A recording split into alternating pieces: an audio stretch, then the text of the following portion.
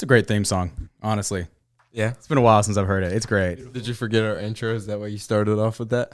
No, I didn't forget our intro. Welcome, everybody, to a new episode of the Floor 26 podcast, the show made by young people for everybody. This is episode 31. We're back after a short hiatus, and I am so glad to be joined by my illustrious co-host, Parsa Pahlevankhah. You know what it is. And to break in the new set, welcome back, Milos Collins, everybody. The boy. Clap for him, man. Clap for him. Do we know which one to clap is? Yes, sir. Never forget. It's like riding a bike. Dude, All right. We just like redid our buttons. Yeah, They're half of them are janked up with colors. They all look the same. Yeah. And I just didn't know if we removed the clap by accident. I have it down. I have everything down. But how are you doing, Milos? Doing good, man. I'm feeling good today. Just the EP just came out. Hell yeah. People seem to be liking it, so it's lit. Yeah, man. Lotus, it was called, right? Yeah, Lotus. Dope name. Always, love like that iconography. Yeah. 8 songs on the EP. Well, the prelude and then the Right. songs. Yeah. That's a pretty quick turnaround from 2 months ago. You released "I Must Be Dreaming." Yeah. So with that, like, I got all my ideas for like the album because it was like I had a lot of different things I wanted to cover for that. Uh-huh. And then after I finished that, I started working on the EP, and I was like, I just want to make bangers and just something real short. All the songs hella short. Yeah, I And, noticed that. It was It was nice and compact and like Yeah. had a lot of really refreshing beats on them. Yeah, that was the whole vibe for that. Just trying to make short, simple, bangers, and that's it. I guess I saw. I mean, a day after your album released, you're already starting to work on Lotus, right? I saw you was right back in the studio. Yeah, immediately. I was already working on it, and I finished it because you have to send it off to distribution pretty early if you wanted to make everything at the same time. Yeah. So you need at least like a month ahead. So I finished the EP like over a month ago. Oh wow! And I started making it and finished it after the album came out. So Damn. So it was a quick turnaround. And you're already I did not working know on that. your next album. Yeah, I'm already working. Yeah, on I saw you whatever I'm doing posted next. asking for Detroit beats. I was I need like, that. okay. I need that, bro. I just started doing some of that type of stuff recently, and this shit slaps, bro. Oh, man. Are you gonna go more like into just like hard ass rap? I don't know. I think I'm kind of leaning into that right now because I'm just having the most fun doing that. Yeah. Because that's kind of what I started off doing. Dude, what I was thinking about in the car, like driving here, I was listening to your album and like just like seeing which one, because I listened to it last night on the way home, but like today I was like picking out my favorites and which ones I'm gonna like add to which playlist. And then it was just like, damn, if like Milos wanted to like make a like classic album, like start to finish, like different songs for different, he could do it. Like, I can't wait till like you make it to that point where you're working on your classic album and it's just gonna be insane. Yeah. Yeah, man, for sure. I feel like that's what's really good about being able to cover different styles, because I can do the bangers and I can do all that different stuff that was on the album. So, yeah, that's the type of thing where it'll just come with time, Like when it's time for me to make that type of album, it'll happen, Yeah. Until then, I'm just dialing in the craft more and trying to get better. Yeah. I Must Be Dreaming was we haven't talked about it, I guess, but it was really good. It felt really like you had some really good bars on there for sure, but just songs like Blah Blah, very like kind of lo-fi, almost alternative. They were like it was a very refreshing like mix of a lot of different styles. Yeah, it was funny too because Blah Blah and Florida Boy were like I think the two favorites. Mm-hmm. Yeah, I like Florida. And I was totally not expecting that because those are kind of left field for me. Because one's like what you're saying, it's like kind of like a lo-fi, it's like really mellow, chill, and like no auto-tune or anything like that. And then Florida Boy is like completely like left field, like beach song. And those were the two favorites. So I was like, okay, I definitely need to like tap into that more because that's what everyone was feeling. Dude, like for all the albums I listen to, I try to not like have the most popular song as my favorite song. I always like to like for sure go to like a song that like nobody would think. Like even for your album, like I bet you $100 that you wouldn't guess which song is my favorite. Save My Soul. No, it's stuck. Yeah, it's what? It's stuck. Off the new one. Oh, off the new one. Off the one last night. Oh, okay, yeah, definitely. Yeah, dude. Yeah, that's like a sleeper. I feel like. Yeah, dude. Like, cause back when like I was like senior year, we were like making an album for jokes.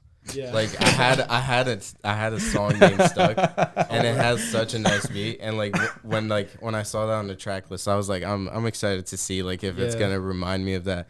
And your beat came in, and I was like, damn, okay, let's see how hard he goes. And you went stupid on it. Young Shervin. Young Shervin, man. Is that your rap name? He went so hard. You should have seen it, man. Video class, 12th grade, sorry. Dude, we turned our closet into a studio for like these double XL like fake ciphers. It was great. It was fantastic.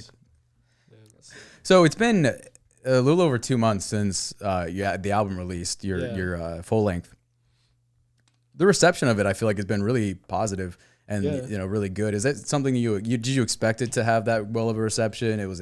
Yeah, I expected people to like it, but I wasn't expecting like it to get.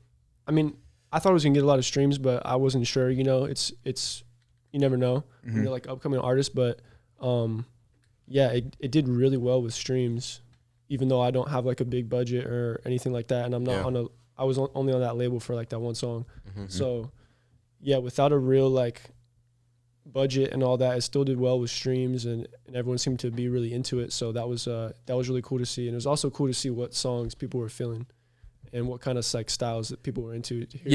Like statistically being able to like look at like which songs on the album got the best streams, even like retention at certain points of the song.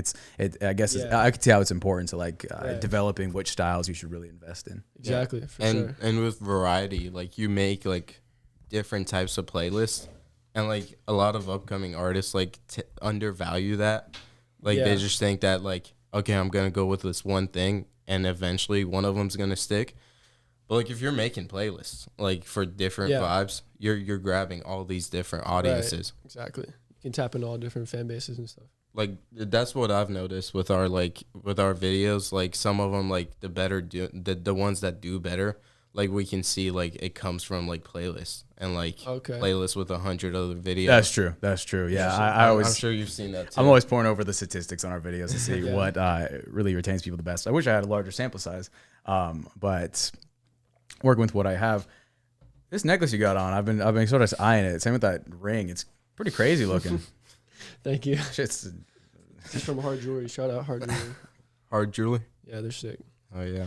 So I guess the album, the EP's only been out for like 14 hours, right? But same with that. I mean, has that had a pretty good reception so far? Yeah, I've seen reposts of people. Yeah, a lot of reposts. Shouting out. A lot of people, a lot of homies like calling me and stuff that I hadn't played it for them. So they like some of my close friends, they hadn't heard it at all, and so I got some FaceTime calls and some phone calls last night. People were like, "What the fuck, bro?" So did you and Mileage just like? Okay, so Mileage, I think I told you guys last time I was here, we've known each other for a while. Yeah. After the album came out, I was like, we really need to tap in. So I spent a lot of time going over to his studio, and we just cranked out a lot of those songs. It's funny, like, I made Leaving Earth, which is the final song on the EP, Lotus, and Balance with him. And those 3 songs, we made them on the spot at his place. I just pulled up. I had nothing written, and he had no beat. And I was like, all right, here's a vibe. He's like, I got you. He starts making the beat. I write the song in like 30 minutes, and then that's it. Dialed in. Yeah. Yeah. Ooh. It's one of those. I'm trying to see when the joint album's coming out. Yeah, maybe. Your friend VJ, that was featured a few times on your last album. He wasn't on this EP at all. Was that was it because of like the style that you went for most of those songs, like very more onto like a rap?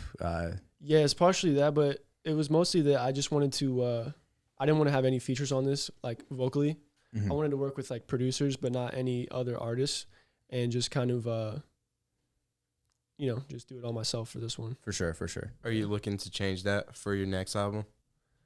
I don't know. I think for the next like album, I am honestly not sure yet. I'm still just kind of feeling it out. I have songs I know will make it, but I haven't figured out the entire vibe of everything yet. That's probably for like this upcoming week. You think you'll give it a rest for a little bit, like just not rest on your laurels at all? There's no point right now to rest. No rest. I suppose so. I mean, I can't say that. I'm probably gonna go home and record after this anyway.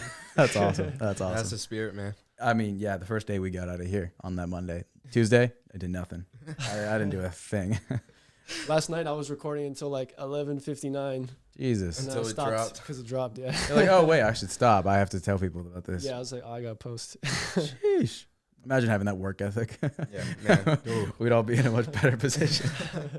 Dude, work ethic's important, man. But like Yeah. you just Especially when you're gotta be trying to make committed. it. Especially when no one knows who you are yet.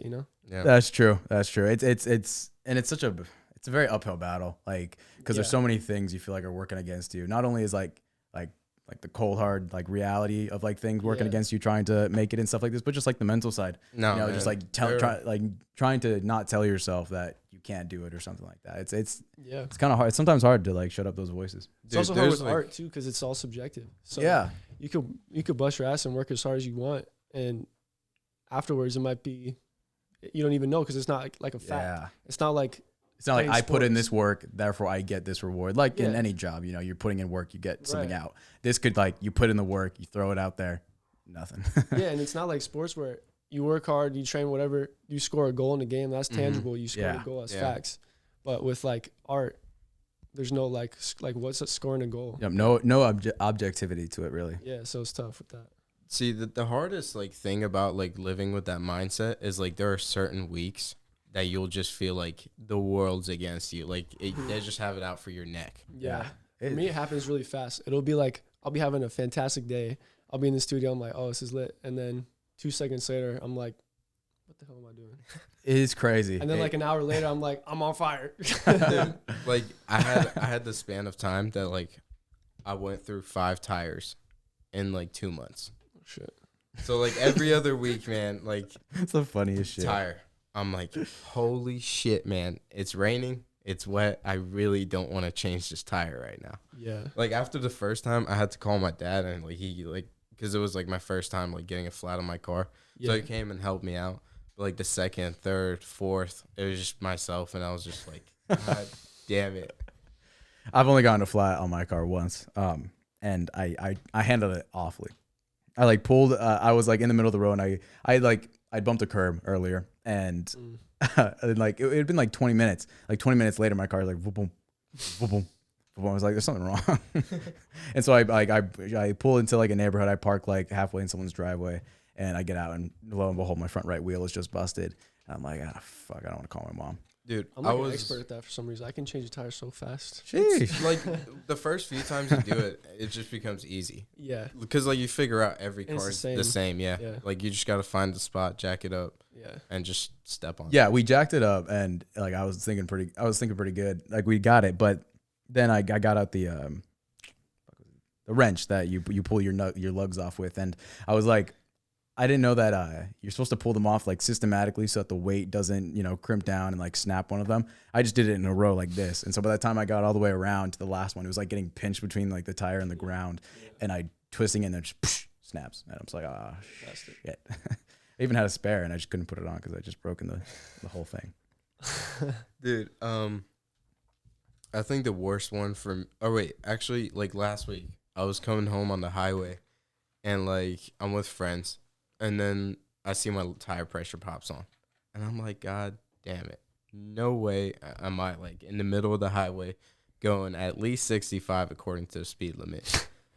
I'm just like, okay, I need to figure out which tire it is and how bad it is. So I'm like letting go of the wheel, like seeing how the car's reacting, and then it's going right. And then like I'm also going fast. So when your car like wobbles a little bit, it's just awful. Thank God no flat yet. It's still on, so I need to go check the tire pressure. Yeah, I'm getting paranoid now. Although my car is extremely robust. I drive a 2005 Toyota Camry that we got in 2007. So we've been driving it in this family for like 14 years now.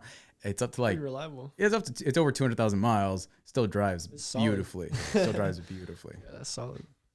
It's like if you buy a new car, to me, like I feel like you just gotta keep it, because like once you buy a new car, the value just like not really plummets, but like if you know like what you're driving, and like if you're not gonna upgrade, like, you might as well just keep it until you do. Yeah.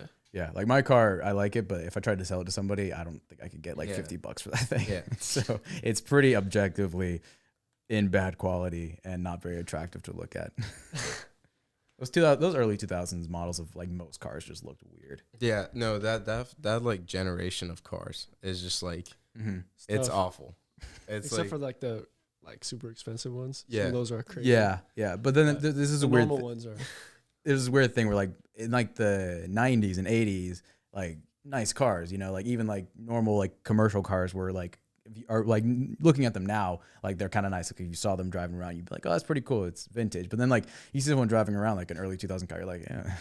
Like all those Toyotas, Hondas were okay, I guess. I mean, just all They just all look so hideous. yeah, and like they just have horrible like you can look at their profile, like they're just no like good edges or curves even. It just looks like a especially blob. their headlights, how they like turn yellow over time. It definitely doesn't help them. It's weird to think about like how car designs have changed over like over decades, because it's not like it's like why couldn't they come up with the way we build cars now like 10 years ago? Dude, I saw a new. Well, I mean that makes sense. Like why they weren't. But like they just didn't know how to design a nice car. but then why do we look at it super nicely well, now? The standard of nice changes. You know, That it too. evolves. It goes up. And Like, design changes. People want to design a nicer car. They learn from the previous models. I guess it's just it's something I've been thinking about recently. But dude, I saw a BMW 330 on the highway. I think it was like brand new, and the tail lights just look so Lexus. Oh, word. Yeah, dude, they look. One of those like super new ones. Yeah, like Yeah, those look crazy. it just looks so Lexus. I was like, there's no way BMW. Have you seen those ones with those big grills too? Yeah. Ooh, Kind of weird. I'm not really a fan. sounds whack. The grills are like huge. Monster. I saw a custom body kit like that, and like Yeah. he just like, I don't know how he did it, but like it was probably from up there to down here, like the grill. I'm just on a what? I don't know. It was like a massive Beamer. Oh, okay. Like I think it was a custom. It had to have been. There's no way. God, my friend. Keep in mind that my friend here is like 6'2", right? He is obsessed with Miatas.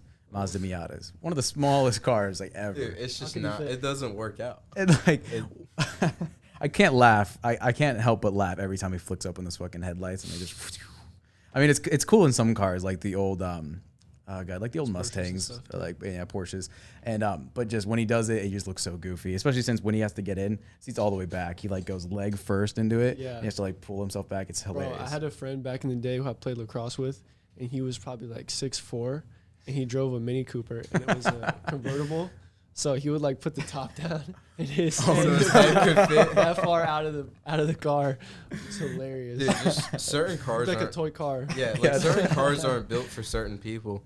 Like Yeah. that's why like I personally like wouldn't drive like a massive truck, like for Yeah. shits and giggles. Like, yeah. Like a friend of ours, it's a girl. She's pretty short. She got a Jeep recently. It's just Can't reach the bottom. That's like Shaq. How does he fit in a car, bro? I think like Dude, Shaq got a nice custom Hellcat the other. I'm pretty sure. Bro, it was how a could he Hellcat. fit? He can fit. they make it custom to him, so like Yeah, I mean when they Shaq measure- walks in, having to like squat down to like fit through the doorway. I'm Yeah, sure it's the car low. dealership figures something out. I for bet that him. man can go through a drive-through, just walk through it. Just Dude, he could probably like stand. You know those gate sensors that like your car has to go on to exit? Like Shaq could probably trip. They'll like serve you when you're at the drive-thru because it's too light because they know you're not in the car. Dude, yeah, it doesn't trigger off the. Has anybody ever like here worked at a drive-through? I've never worked at a drive-through, no. I'm glad I've never had to work fast food, man. Yeah, the way like the especially fast food places around here, like the late night fast food places, Yeah. like working the night shift at a Wendy's or a cookout, Oh, just sounds. cookout? I feel like dude. they get treated so bad too. Yeah, and it's just I feel so bad. I try to be as nice as possible because I know that Dude, the 300 cookout- people that they're gonna see tonight, like Yeah. it's Dude, some of the coolest people be working at cookout, bro. Dude, Like- I haven't been to cookout in so long. Really? Yeah, I miss that place. I gotta definitely go. like. My prime was quarantine. yeah Quarantine every night almost. Primetime cookout. 'Cause Because after that, I've What's the laid down. go-to? The go-to is the tray with if you're a cheeseburgers type of guy, they have that. But I usually get the cheeseburger with whatever you want. I get lettuce, tomatoes, mayo, pickles, with bacon and cheese. Those are extra. And I'm a vegetarian, so I don't eat that. swear to God, Yeah. are you gonna try the McPlant from McDonald's? I'm You straight. don't trust anything that comes out of there, huh? No, I'm good. Dude, they're working with Beyond Meat. What about the Impossible That's a Whopper? pretty good brand. Yeah, but I still don't trust it. They McDonald's. cook it on the wrong griller. They cook it on the same grill as all the other stuff. It's the Probably. same thing. Yeah. For more beef flavor. Yeah, exactly. You know, the fries there are cooked in like some type of Leftover beef fat or something. I guess in like like the that. grease, they That's could why probably they taste so like, good. Yeah. I found that out when I was younger. I was like, "Are you kidding me? I can't even Dude. eat French fries." damn. Mid- You've middle been a school- vegetarian your whole life almost? Yeah, Wow. my entire life. Yeah, yeah. My mom became vegetarian when she was in college, and so she raised me and my sister vegetarian. And we always had the option to not be if we wanted to, but I'm not trying to do that. Interesting. That's cool. That's cool. Damn. So like Thanksgiving meals are different. Yeah. Almost we every have the holiday science centers worked out around. though. So we have the science worked out though. Yeah. Yeah, And all the fake meat stuff now is way better than what it was when I was little. So that's true. Yeah. we got good options now. Dude, one like my friend was a vegan, and he was just like, one thing I'd go back to living normal with for is cream cheese. Like they said, cream cheese is the only thing they haven't figured out. There's some pretty good cream cheese. Really? It's vegan, yeah. Okay. You might not be shopping at the right place. I mean, he was shopping at Publix, so Yeah, you can go to Whole Foods for that. I mean, they've made pretty good vegan alternatives to like most dairy products. I feel like I mean, Yeah, especially now. They've gotten so much better too. because like that's like their first, like I guess not first, first priority, not just for like people making those sorts of foods because especially like a lot of those dietary things are because people can't eat like dairy or can't eat meat like biologically. those types of like diets are probably at its like peak popularity Yeah, right now. sure. So like it just have to be like people aren't gonna like try and live that healthier lifestyle. Yeah, it's funny. Like a lot of people want to go vegetarian or vegan, and it's always funny to be like, "Oh yeah, I want like fake meat alternatives and stuff like that." It's like it's funny sometimes, and I do it myself too. But it's like, why are you going vegetarian or vegan if you just don't want to eat that stuff? Like, there's other options besides Like, it's kind of trying like- to have meat that's like fake meat. You can have other stuff that's way better for you. Because like half the battle is that like you're also doing this so you wouldn't have to kill animals to eat them. Yeah. So like And some people have different views on it. Like some people it's for that, some people it's for like diet, some people like lactose intolerant and different things like that. But yeah, I guess it depends on like why you went that direction with your diet. Yeah, that's the thing with a lot of like I guess addiction is kind of a strong word, but when you're like getting off something, like you stop eating meat or you stop doing something, there's always the three sides where it's like where you are, like doing something like X like substance or drug, and then there's like all the way off, and then there's like the halfway in between where like it's a little bit of gray area that isn't like frowned upon, but it is definitely different. Like I started drinking only water about a month and a half ago. That's awesome. And mainly because I was drinking like so much soda, like he was on so much Red Bulls, man. yeah, and Red Bull, like 6 or 7 cans of like Diet Dr. Pepper a day, and then like at least like 1 Red Bull a night, and it was just not healthy. And so it was like I told myself to only drink water, but the 90% of the goal was just to stop drinking like soda. And so, but I haven't even drinking things like juices or I don't know, like Gatorades or anything like that. I've only been drinking water, even though it's not against like the rule that I set for myself to stop drinking soda. Yeah. Do you feel different? I do you actually. probably I feel way feel better. great. I feel like I have just as much, if not more, energy than I did you when probably have more I energy. stopped drinking when I was drinking caffeine. But I'm obviously not drinking any caffeine hardly. Dude, because especially with like sweet drinks, I'm pretty sure like a lot of people would just rather take the sugar than the fake sweeteners because they say it's just that much worse for you. Yeah, bro. I used to be really bad with like Mountain Dew. Like a few years back, I used to drink a lot, and I didn't even realize that I was drinking it so often. And so I switched over to drinking kombucha, and it was like so much better. Dude, a lot of people kombucha's don't like it, insane. but I love that. I haven't it's like a book, like it's so hard to get into, but like I've never even tried it Dude, before. But kombucha's insane. like It's even because it's really intense, like fizzy and stuff. Okay. Like a soda. It's like carbonated apple cider. so it's carbonated. Yeah, it's carbonated. Yeah, it's carbonated. It's so good. Some people don't Fascinating. like it, and then some people love it. Dude, Yeah, it's so like intense. I got into it when like it was first coming out. Like word. I was like drinking water with chia seeds in it and shit, man. I was at my peak, and like it just came, and I worked at Publix, so like the produce department was shelving them up, and like it was on sale. I was like, shit, might have to try this, and then that's love story, man. Love at first sight. I'm in the store and I'm like every time I go to the store, if I pass by it or if I'm in like a Walgreens and I pass by the drink section, I'll like grab it, I'll sort of look at it, like, nah. I don't know. Sometimes it does fuck up your throat a little bit. Yeah, because it can be kind of Yeah, strong. that's a little strong. I just need to be in front of me, like just like at in any the given cup. moment, It's so I like, can here, just reach for just it. take a sip. Yeah, exactly. I need someone to force it on me. Dude, first time drinking it was like drinking hard alcohol. I was Yeah, just 'cause like, it, like, what hits you in is your this? throat. You're just off. Like, I'm Like, just you like, can't like what chug is this? kombucha. You have to sip it. Interesting. To me, I thought it was like almost like a smoothie thing. That's like no, very, no way. just very sippable. No way. It's Okay. pretty intense. Okay, shit. But it's fantastic. Sounds cool. Like I'm more hyped about it now. Yeah, I'm really It's- into like yerba mate now too. Really? I've switched from kombucha to that. What's that? It's It's like a tea. Oh, okay. It's Isn't it mint flavored? Not mint, like not like There's a mint, lot of mint different flavored. flavors. Oh, okay, interesting. Yeah. So it's kind of like, it's almost like essentially healthy soda, depending on like what you get. But you can get it just as like a normal tea, I think too. But I've been super into like getting the ones that are like carbonated. It's kind of like soda, but it's not like bad. Do they have like I like energy that. in them? Like are they? Yeah, energy some drinks? of them they have caffeine. Okay, yeah, I was just Yeah. curious because I just remember seeing like the Trevor Wallace video about it. Word. Just like he's a comedian and yeah, he made a hilarious. video about he makes the videos like wears AirPods once or like drinks kombucha once or drinks yerba mate once, and it's just like making fun of like the average like California person drinking yerba mate. Bro, that's about to be me because I'm trying to start making that at home. I want to get the loose leaf because you Oh, get it in a bag shit. like coffee. But I want to start making it at home.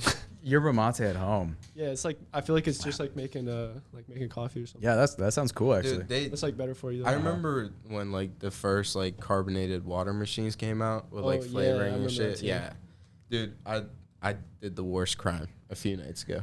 Oh no. I committed it, man. I got home, opened my fridge, decked out with like carbonated waters. I was like, fuck it, man. We'll have a bubbly tonight. I grabbed it, dude. I drank it. It wasn't that bad. I enjoyed it. That's the worst crime of all, man. Oh, I don't want to be a carbonated water drinker, man. Yeah, you can start drinking LaCroix now. Oh, dude. No, LaCroix suck. But that Yeah. bubbly was actually pretty There's good. people who are obsessed with that too, like LaCroix. Pellegrinos and stuff like that. Yeah. Dude, I never got into it. I don't know why. It was like the first week after I quit soda, I was struggling hard because I was like I go to sleep at 6 a.m., wake up at 6 p.m., do it all over again, and like to not have that going into it. One, I crashed at like 10 p.m. the first night, but then I woke up in like a cold sweat 3 hours later. It was honestly like Damn. I You're going through withdrawals. Yeah, because all but that like- sugar and caffeine. Probably. but it's like. And like, but it's not taking that seriously, like as an addiction. But it was intense trying to get over it. And I remember, I think I drank a Pellegrino. I don't know why. I think it might have been for the show actually. Really? But I like took a sip of it and the carbonation like excited me. It was the placebo effect of getting caffeine. Yeah. But then I forced myself to not do it. I mostly like to drink soda and stuff when I'm eating. Like that's why like I had Get the him bubbly. started. Dude. Like It's fast just the food is like refreshing of like taking a bite and then just washing it with like triggering carbonation. him. like right now, cook bro. food, especially like I can't like going to Wendy's and asking for a water, going to Cookout and asking for a water. It sucks because you eat a burger and then you just like You want the flavor? yeah, you want like something carbonated in there. And Sweet tea's my like cheat code from soda at fast food places. Like I try to tell myself I I'm don't know if doing that's better. much better though. Yeah, I It try probably to has tell more myself, sugar. but like it's just like since it's not carbonated, it's not soda. yeah, that's like almost every part of soda except for the carbonation. I'm gonna try and go half and half next time. Half sweet, half unsweet. See how that Risky. goes. Interesting. Yeah, I that could goes. just fuck it up. Just doesn't taste good. But the week after we went off, I went on a road trip to Denver. So I drove from here to Denver with my brother. Wow. And I mean, we're stopping in like Nashville, Tennessee and St. Louis, Missouri. We're going to like barbecue places and pizzerias. Didn't drink a drop, only drank water the whole time. And not only that, but That's what's up. I had to drink less water because we're on like 10-hour stints Oh, of driving. true. I forcing It's myself like to mad not. dehydrated, but Yeah, because I drink like the amount of water I drink now, I have to pee every like 45 minutes, and I can't do that on a road trip. I'd piss my brother off so badly, Yeah. and so I had to like restrict how much water I was drinking, but also not drink anything else. Especially when I was the one driving for 10 hours, it was a struggle, man. falling asleep at the wheel. Yeah, just going 100 down the HOV lane.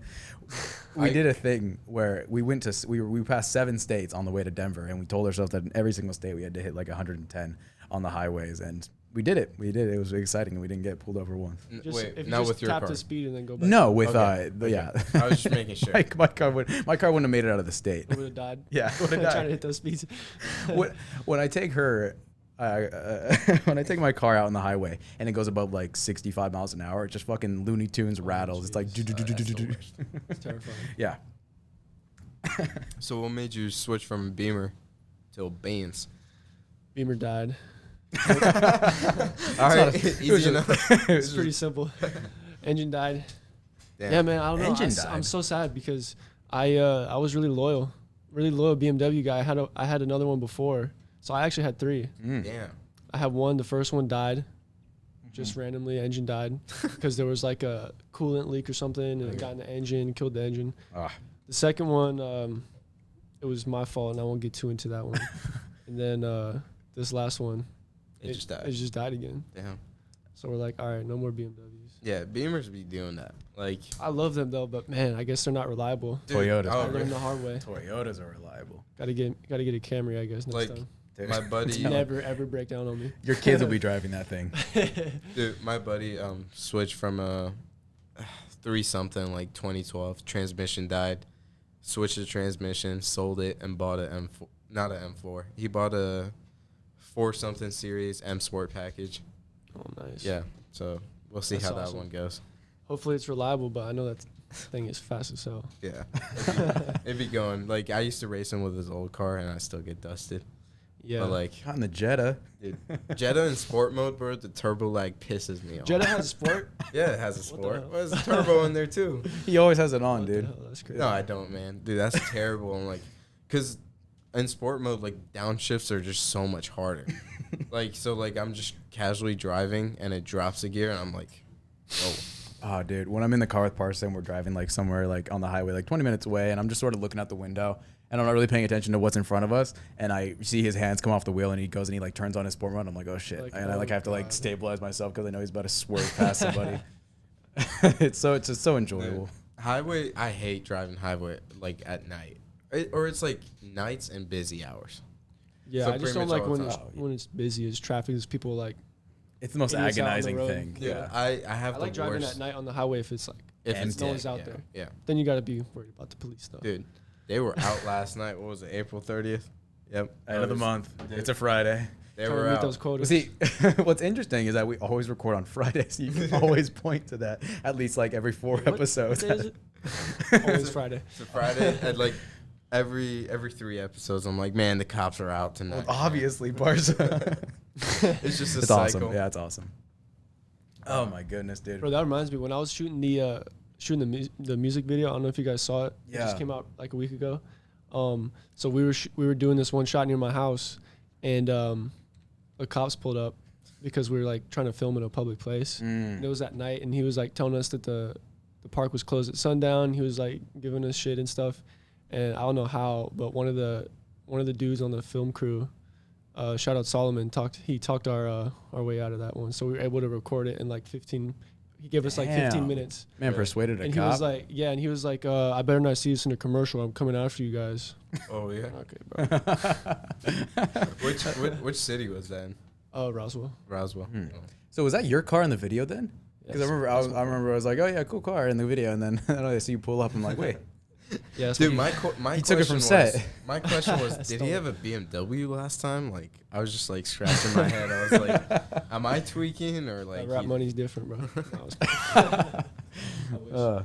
So, are you guys gonna get that animation you posted in a full length video? Yeah, that's Oh, what's yeah, I that's saw what's that. coming That was next. So that was a interesting. little teaser. My old roommate from SCAD, his name's Jude, and he was one of my boys from the lacrosse team too. And yeah, he was he did visual effects at SCAD. So I was like, hey bro, I want to do like a visualizer for one of the songs, just like purely animated. I thought it would be cool, like kind of like a music video, but just straight animation. yeah. Then you can do some other cool shit in there. Yeah. And so yeah, he's been working on that. And it's gonna come out pretty soon. It's almost done. Yeah. I've been getting really into VFX. It's so cool. Like, Dude, it's crazy. Like, like that entire realm of like programs and workflows. It's Yeah. really fun. I got to show you guys some of the little clips he sent me. And there's Hell yeah. so many Crazy. levels to it.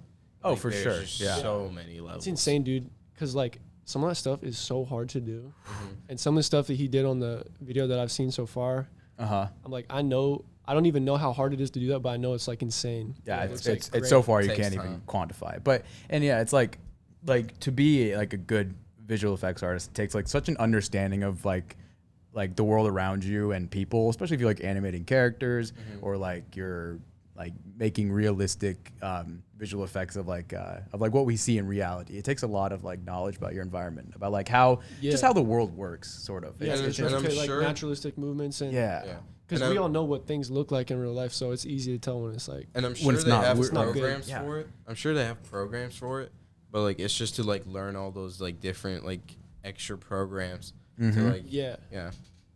Yeah, I mean, like, human movement, like, we see each other. Like, I see you moving and all that stuff. But, like, it's like we notice that thing and we can recognize it so easily. But to, like, write it down and put it into a way where we can replicate it is so hard. Sure. It's like trying to, like, describe the taste of salt or something. I don't know.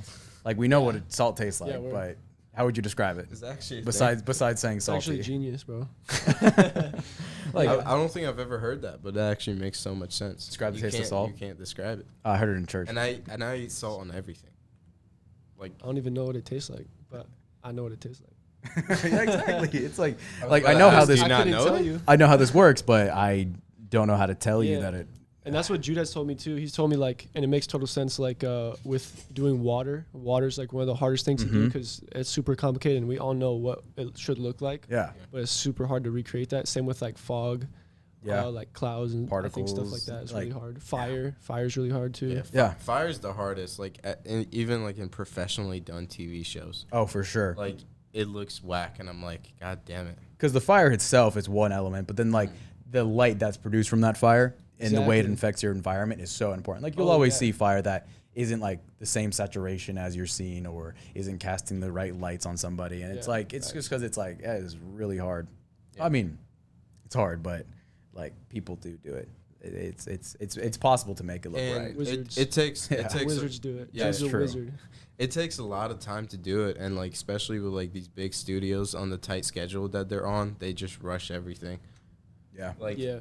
Marvel's the only one that's ever pulled off like GFX like flawlessly to me. They get they I'm get not the an best in the expert, so- business, man. Yeah, I mean they have the most And they time, probably most have a budget. huge team, Yeah. massive, obviously massive budget. Yeah. So. They have like damn near every studio working for them. Yeah. Doing graphics. And they probably art. just handpick the best, yeah. Yeah, I best mean, of the best from around the world. yeah, they can get the top caliber because they can afford it. Yeah. They talk about Drake's sweatshop. I'm trying to see Marvel going on in the writing rooms, Probably got casting. people laboring in there, bro. It's a machine. It just pumps out content. Dude, like nonstop. Like with Disney Plus, since Disney Plus released, I don't think anybody has really felt that sense of like that lull between like releases of certain like media that we all consume. Like there's That's always what's kind of bad about. yeah. I all mean, that it's stuff, it's like bro. we're like We're I all just sitting on our couch, Yeah, especially it's with quarantine. endless- Uh-huh. It's just endless and like endless new entertainment. shows, movies, all this yeah. stuff. I didn't constantly. even. I barely finished WandaVision before Falcon and the Winter Soldier came out, and I'm just like, well, what's like something's gonna release as soon as like this ends, and it's just gonna like keep going. Like the Yeah. the movie and television cycle just. Dude, I'm honestly I need- glad I'm super like not tapped in with that anymore because I'm just making beats all day, making Dude, songs. I just That's tapped into true. this world should bury again, yourself in your like the work. world of TV shows. I just tapped Oh, back okay, into yeah, it, yeah. and it's so annoying because now I'm off YouTube. Oh really? wow. Yeah, so now I'm off YouTube and No, I'm you on can't be saying that on Netflix. here, bro. Oh. Hey, What? you can't be saying that on here, bro. Yeah, we're on YouTube. Yeah, buddy. yeah. Okay, It's gonna be a We love you too. But guess direct to Spotify episode. Guess what show I'm watching now? What? Alone. It's like this, like Oh, the show's called Alone. yeah. Okay. It's like they drop off a bunch of people in like the Arctic. I think I've seen it. Yeah. Is it You've a definitely reality? seen- Is it a reality show? It's not reality, but Oh, I thought you meant they're like yeah. I mean, like, they're we dropped 6 contestants in the Arctic. Yeah, It's yeah, like- yeah. it's Oh, that type yeah, of- I did yeah. see that. Yeah. Is that what it is? yeah, yeah. That Interesting. show is fire. And it's just crazy shit, man. They're all That show like- is intense. Makes me appreciate having a house with air conditioning and water, So spoiled. Dude, yeah. food. I could go to the grocery store. Uh-huh. It's like episode 6, and then it says day 30th, 8 a.m. Yeah. Whoever this guy is hasn't ate for 2 weeks. None of his traps Yeah. are working. He's lost like He 85 can't pounds. catch a Yeah, fish. yeah, dude, you get so like sad when you just see like the end of the episode and they're just like clinging on to life. Dude, the worst is like when they'll have to take someone off because they're not doing well. Uh-huh. And they'll like have to send them home. and the person has been like struggling, and like they had to take him out for health reasons because they're losing so much weight. Yeah. But you know how much like heart they put into staying out there, and how hard that is, dude, just to get heartbroken like that, because bro, like you need to go to the hospital. And to see these people's like reactions to that, it's so sad. Like where I'm at in the show, like this one guy killed a moose, so he's good on meat for the rest of the year. Yeah, I know. Everybody else is like living off rabbits. Dude, that guy's a beast. yeah, dude, what a fucking. Everyone's like trying That's to awesome. get like one rabbit like every few weeks. This dude just got a moose. Dude, so like straight how he got it is. So they survive independently of each other. Yeah. So it's not. It's like this one isn't like where. It's not like the Survivor people are or like something. the people are like watching over you. Like you have a walkie-talkie, and when you're done and dying and probably getting attacked by a bear, you're like, hey, I officially tap out. In like 30 minutes, they pull up in a boat, interview you, and take you home. Wow, that sounds awful, Dude, I think one of my favorite parts of the show is there was this guy. I think he was the first one to leave. He was like talking so much shit, bro, and he was like, I'm not gonna say too much, but just based on like his personality, he's definitely the type of person I would not fuck with. And he was like trying to be Mr. Macho, hot shot, like old school tough guy. And then I think it was like one of the very first day, if not the first day, he like slipped on a rock and like broke his leg. They had to like pull him out, and I was like, that's very unfortunate, but you kind of had that coming. How we were talking, he was like making fun of the other contestants because he's like making fun of them because he was like saying they're hippies and different stuff like that. I was like, well, it's these hippies that know how to live off the land, bro. dude. You got to be so careful with your words. man. And he came in there super aggressive. He was like talking about killing a bear, like right away. He's just gonna go and kill a bear, and he's gonna come into like their environment, just like start killing everything. I was like, bro, don't play with Mother Nature, bro. Nature will fuck you up, man. Yeah. There are so many things in nature that'll fuck you up. And you don't have any like real weapons, bro. Who do you want? Make a stick or some shit? Stab a bear with it, bro? Are you kidding me? This isn't the Revenant. I mean, you're not. There was a lumberjack with the same attitude, and like first week he caught a fish or some sort of animal, and he like gutted it, ate it. Oh yeah. The rest of the night he was just in pain. So there was like some parasites or something. Yeah, like something was in the fish, and he like got food poisoning, and like he was just like, man, my shit's not right. By the rest of the day, he was just like, at this point, I'm gonna die. He called in. Oh, he got like dysentery. That's fucked. Yeah, like that's he fucked. was like dying for like a whole night. Like he Was tried that to thug it out. Was that the white dude with the tattoos and stuff? He was a lumberjack. I can't tell you. Big beard or something. Yeah, dude, it's so fast paced. Like certain episodes just like focus on whoever's gonna get out. Oh, okay. Like they do it so well that you don't even notice. Like they just go to whoever's like most interesting. Yeah, like at the you moment. Whoever's like, the most on TV. death's door. you build an attachment with this guy, and at the end of this episode, he's just gone. Like you Damn. spent 40 minutes. It's like with Game him, of Thrones, but in learning real about life. his wife, kids, and like Yeah. and then Bro, boom. one of those guys is actually like TikTok famous now. His TikTok is lit though, because he shows all his different survival stuff and different stuff he makes out of like nature. That's cool. Like, Dude, rocks different me and stuff. Adam It's were so just sick. talking about TikTok, and I was just like, dude, it's surprisingly not bad. Like you can Bro. find something on there you like. I got pretty into it for a little while. It was bad. I had to step back. It is addictive. It's so addictive. Bro. It's because the algorithm is like insane, bro. It knows Like, it knows exactly who you are and what you want. Yeah, it knows exactly what you're into, and then it like combines all your interests. And Yeah. it's like, bro, this is It's amazing. the hashtags, All these man. posts are great. They fuck you. I had Dude. to get off of there, man. TikTok is hyper aware that I am an 18-year-old straight white male Yeah. because they only feed me They know you have a podcast too. yeah, like they feed me Gary V TikToks, Yeah. like life tips. They feed me just porn or like YouTube advice, probably. yeah, like just like business advice. I'm just like, oh, shut the fuck up. Dude, I hate those. Like I'm not ads, even man. on the funny side of TikTok anymore. I'm not on like the fun videos. I'm on just like it's like Yeah, dude, mine was like that for a while. It's like how to promote as an artist and all this different stuff like that. It's like all like business stuff or like it's really underground artists, and it's Yeah. like people giving advice on how to get it on Spotify playlisting and all this stuff like that. I'm like, bro, It's I just just, want it's some, just like, most of entertainment, it's man. bullshit. It's Can I just, just see some comedy, man? I'm cheering for Yeah, a I'm good just trying to time. laugh and like see some Call of Because Duty like clips or something. at some point it gets to a point where you're fed so much information, you're just like, I don't care anymore. Like it I just becomes don't- noise. Yeah. It's just white noise. Like yeah, you might have looked it up once and you watched it, you learned what you needed to, Mm-hmm. and then now you're just getting fed all this extra shit you really don't want to know. Yeah, and I noticed like that was happening at a certain point, and I was kind of like not even paying attention, just like scrolling, just like waiting to see something that was interesting. And I was like, bro, what am I doing? Yeah. I need to go like make some moves. I'm like on TikTok, like wasting my damn time. Yeah, and that's their algorithm where like we all know that feeling where when you go through 10 of those things and none of them interest you, you like get the time to snap out of it. Because if Yeah. everyone's banging and like funny and stuff like that, then you're caught in the trap. Yeah. And so their algorithms are constantly working to give you like a constant stream of things that they think you will Just like. that little hit. So if anything, like getting a bunch of bad TikToks, probably because like some weird recommendation where you Googled something and then it's showing up in Yeah. your TikTok feed. If anything, that's might be helping us like get away from it Yeah, because we're like, this is snap out of bullshit. it. Why am I doing think- this? I think one of the like the worst. This is kind of off topic to TikTok, but second like to worst ads of all time compared to election ads are the do you want to start your own business? Do you Dude, want to join Amazon? Bro, we're all gonna have these ads now, by the way. that's true. We're gonna upload this On our phones, we're gonna have all these so all these much. ads. Well, just like I can't watch a YouTube video without like it being about like on my normal, on my personal YouTube account. I can't watch videos without stuff telling me how to promote my this YouTube channel. Yeah. And it's like okay, like you don't have to be that blatant about it. I know we're on like the same device, but Jesus Christ. Yeah, it's a lot. Yeah, it's. Did you watch the documentary on Netflix, The Social Dilemma? It's Yeah, it is very depressing. it's But just it's also very like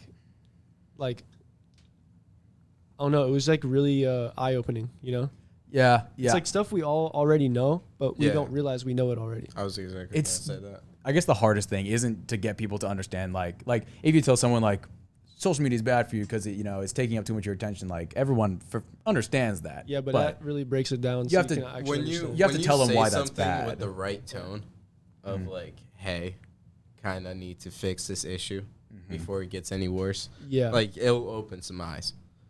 I should honestly go back and watch that again, just to refresh. It's good. I mean, I'd like the entire like 2019 year, like our senior year, I had learned a lot about like how like big technology companies are like screwing us over in our heads and our wallets and all that. It's like sick. Mainly because of the it is pretty sick. Mainly because of the presidential election. Yeah. I should say the Democratic primary. But I learned a lot about it, and it's gut wrenching when you look at it. It's really like it's nasty. It's just Yeah, it's bad messed up. intentions. And They it don't- took a whole like presidential election for like us to even be aware of it. Yeah, of, like, of it being brought up. We're starting to talk about it a little bit, but like they've been doing this ever since the first iPhone came out. Ever since MySpace started, they've been doing this. selling. Oh, this information, goes- man. I feel like all this type of stuff that they do at the elections too, and just with technology in general, with all the ads, it's all like brainwashing. This has been going Yeah. on like forever Yeah. though. Like And before phones, before internet, all this stuff. Like, it's just they can bring technology into it now. So there's algorithms and stuff like that really takes it to a like immoral like place. So yeah, it's messed up. It is interesting to see how much technology has advanced all of this. I like to say that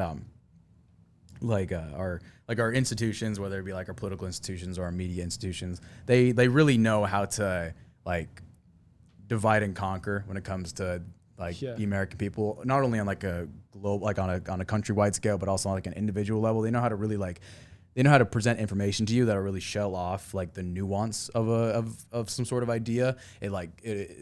Presenting ideas that only play to like our most basic functions of like group mentalities and like us versus them mentalities. Like they really know how to like hit that hard, and they're so subtle about it now, especially through technology.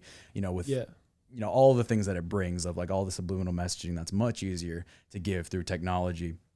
Like they are silently dividing everyone in the country. Yeah, even tapped into just different types of entertainment that we take in, depending on whatever agenda is going on. There can be stuff in there that slowly kind of changes people's thought process and perspective on things, and then people are getting kind of controlled into thinking whatever the powers that be want them to think. Yeah. Somebody's just got to pick a side, and then people just follow. That's how it usually works. Yeah, there's leaders and all these things. But what's interesting is that, it was something that came really prevalent, I think, in quarantine. Like, since we're not really having a lot of discussions in I should say, like, not having a lot of discussions where you're talking to somebody, where most of our communication was, shifted online, I mean, there was like Zoom classes and all that, but we stopped having a lot of face-to-face interactions. Yeah, that's partially what's so nice about coming here, is we can actually just chill, have a conversation, and that's, yeah, you don't get to do that much in the past year. I might sound like a broken record, but like the entire reason, or at least a large part of my reason for starting a podcast was because we could talk about things not over such a unnuanced system like social media, where you have 160 characters on a tweet, or you can't express emotion over text. I've always felt that like the only way someone can take something that you like put into a text is like the wrong way, probably. And there's no tone or anything like that involved. It's just the words. So it's hard. That's why I always use an emoji. Yeah, like I use hella emojis too for that reason. Or like especially like when I'm laughing, instead of saying LMAO. Yeah. I hate that shit. I hate it. I do that all the time. I hate it. I can't stand it, man. I'll do LMAO with the laugh emoji. It'll be like that's me all day. Yeah, dude. I mean, double dipping, making sure you cover your bases. That's okay. But when it's just like LMAO, just by itself, and then it's like 12 at night, and I'm just like, okay, LMAO. we're going to sleep. That's it. Mood has been changed.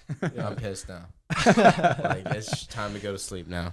Parsa, stuff sets you off so easily, man. Dude, it's just like simple triggers, man? Like simple like spots you shouldn't hit. They just get hit. I'm gonna start texting you that at 12. Oh yeah, for sure. LMAO. I have to start saying that to Parsa every time. Dude, like if at the end of every text to Adam, he just says like LMAO, I'm gonna be like, okay, not coming on the show anymore. Just gonna block that out of my sight. TJ, I've been messing with our other co-host, Terez. Please don't tell me. What? Are you about to talk to him? Are you about to tell him about like his texting antics? Not about his texting antics, but I've been pissing him off with this like subtle thing that he hates. So his dad's name is Terez. His name is Terez Jr. And that's why we call him TJ, Terez Jr. And he hates it if you call him Junior, even though like a lot of his family members call him that. And so I've changed his name in my phone to Junior. And like he loves that. Does he know? Or does he? Yeah, that. And like when I call him, I'm like, "What's up, Junior?" And he's like, "Fuck off." I would probably hate that too, honestly. I'm gonna start doing that. Oh yeah, like I feel bad doing it. But it's just really funny. Just gotta dig in the wound, man. Pour some salt and lemon. Sometimes. Like outside of like us being in front of these cameras, if I say Young Shervin to Parsa, he hates it when I call him Young Shervin. My first reaction is always like, "Shut the fuck up." That's exactly it. First go-to, man. I'm gonna switch your name in my phone to Young Shervin. Bad boy. I'm gonna switch your name like in the show notes to Young Shervin. Oh yeah, man. Adam Duffy, Jack Casey, Terez Hill, Young Shervin. Go check her description. Young Shervin. I'm already last in Ryan. Bad nicknames. That reminds me actually.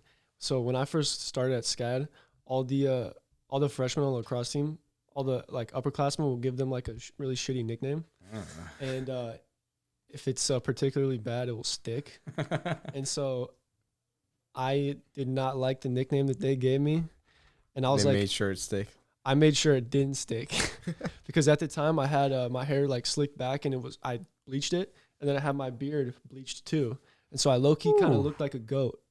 Like a fresh goat, but I still kind of looked like a goat. So they started calling me goat, and I was like, "Oh God, this is so bad." That's a bad one, I buddy. need to That's figure a bad something one. out. Goat? So yeah, like GOAT. Yeah. So I was like, I'd love to be called goat. Well, so what I started doing, I was like, "Oh, thank you. I'm the greatest of all time. Appreciate that." And so I started like really embracing it, and they're like, "Okay, relax, bro. Yeah. We're gonna call you Milos." And I was like, "That's what I wanted." It's like when the kid's getting bullied and he like stops like he's like stops like saying anything when the bully hits him. It's just like, this isn't fun anymore. Yeah. Speaking of goats and documentaries, you made that word your own. Speaking of goats and documentaries, the MJ documentary came out like a few weeks ago last year. Oh, I saw it on Netflix. I still have never seen it, but Dude, I really should. Come on, you like go home, bro. I just make music all day long, bro. I don't. Dude, it's probably not that good, honestly. No, Process probably just like. I think it's probably really good. If you watch it, I promise you, it's gonna set a tone for your next album. Okay. Interesting. I'm gonna watch it and then make your next album. do a session. You should watch The Dirt before you make your next album. Have you seen? It's called The Dirt. It's like it's a movie about Motley Crue's founding, like their I have story. not, but that sounds cool. It's on Dude, Netflix. it's such a good movie. You need to definitely watch It, that. it, I gotta watch it was both. crazy. Like, I remember watching it when we. I remember Yeah. the time we We the watched first it watched with Parsa. It was it was fucking crazy. Have you guys I seen won't the Billie describe it. Eilish documentary? The who? Billie Eilish. No, oh god, I don't want So to. it's actually kind of lit. I thought it was cool. Dude, why the fuck did you watch Billie Eilish's and not Michael Jordan's? I guess Priorities, I'm not- I Parsa. don't know. Okay, Dude, I didn't even Music. know. It's because Eilish- it's music based. That's why. it's fair. Anytime an artist puts out a documentary, I'm like watching it immediately. Really? Yeah. Did you watch the Travis Scott documentary? Yeah, multiple times. Yeah, It was pretty good. I watched that a good It once. was cool. It didn't have like a lot of narrative, Uh huh. which I wish it did. It was just like a bunch of cool ass like shots. But That's true. It was just a lot of like behind the scenes from shows or something like that. Although Yeah. when he went to go visit his family in Houston, he lives like that was cool. really close to where my family lives in Houston, which Oh, is where? interesting. My my Vietnamese part of the family, where they all live in Houston. Like It's they, called Mo City. huh? Mo City. Mo City, yeah, for sure. So, Oh. Dude, the thing about like documentaries when like somebody's either not dead or retired, it's just like it's not as good. true. Like, yeah. Documentaries made about people in their prime is a little strange. Yeah. Like Like an in their autobiography. I prime, prefer to it's watch just it like- while they're alive though, even if it doesn't have as much magic, because I Yeah. prefer them to be alive. Like with the Lil Peep documentary, I watched that and it was just depressing. It was like Yeah. amazing, but like I was like, God damn. when they're dead, it's like really sad and tribute.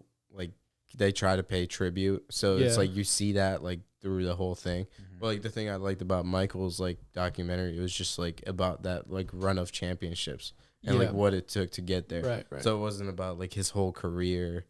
It kind of was. They had like flashbacks, which were cool, but like that It was wasn't more the main focused on, like, the focus. run. Yeah, it's more focused on like the work and like the end goal of it. Yeah. Right, yeah. You can't really have like a very depressing or like a very either scandalous or depressing documentary while someone's still alive, right? Like you see Michael Jackson, like they wouldn't have put out Promised Neverland until after he died, right? Like there was all those allegations while he was Someone's alive. getting sued if that happened, probably. Yeah, exactly. Like there's so like if somebody released like some sort of like scandalous documentary about like a artist in his prime right now, everyone would be like, what the fuck? So That would what's the actually be deal genius though for marketing though. It would get so many Everyone views, would but see like and it then would just the first week and then it get would taken down. it would ignite like the world, dude. Like so was he a pedophile? allegedly. Yes, Watch the no, maybe? documentary. Well, what's the answer? You watched it? No, I didn't. You didn't? No, I'm just saying that Oh, I know okay. it was extremely popular. All But the thing is, like, back when a lot of those allegations were going on and potentially someone could have made, like, a documentary or something like this, Michael Jackson was the biggest star in the world. And so it would, I mean, he was a bigger star than, like, who do you think is the biggest singular name in music right now? Drake. Like, he was probably more popular than, you guys, that was awesome. But he's probably he was more popular than probably Drake was right now. Oh yeah. Like, Michael Jackson was known to everybody. Yeah. And that would be like releasing like a scandalous documentary about God. Like, Whoa. Dude, Jesus I'm just saying, Christ. like it would be like it wouldn't happen. But even if it did, it would ignite the world.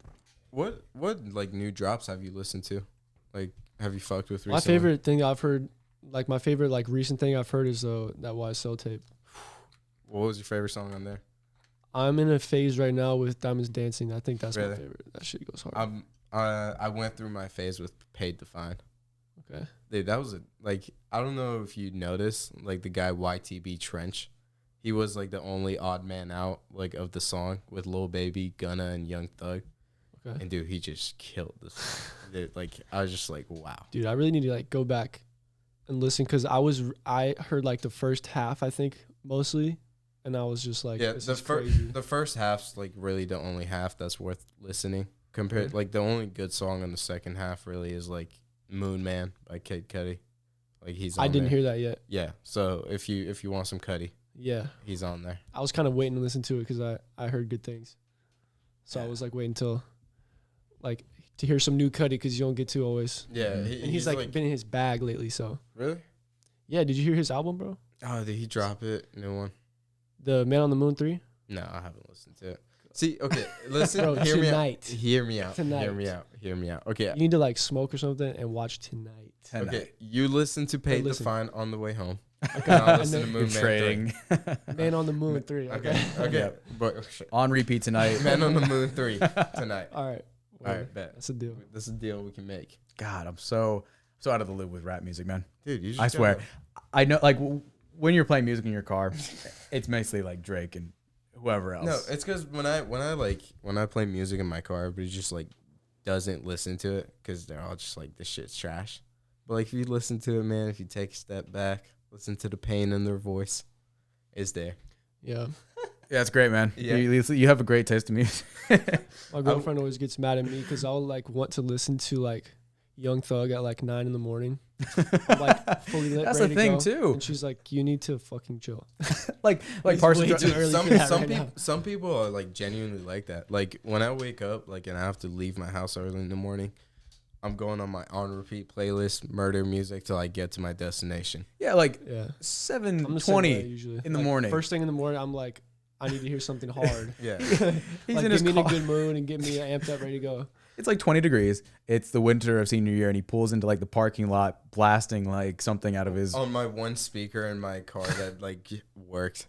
Dude, it was a bad time in life. But like the other day, like my friend like slept over at my house, and like we woke up and like we're just chilling in my room, and it was like, let me play some music. I was like, all right, fine, whatever. I Yeah. could care less what we listen to. And it's like catching the vibe. I'm like, all right, I guess I should be listening to some more vibey music. Yeah.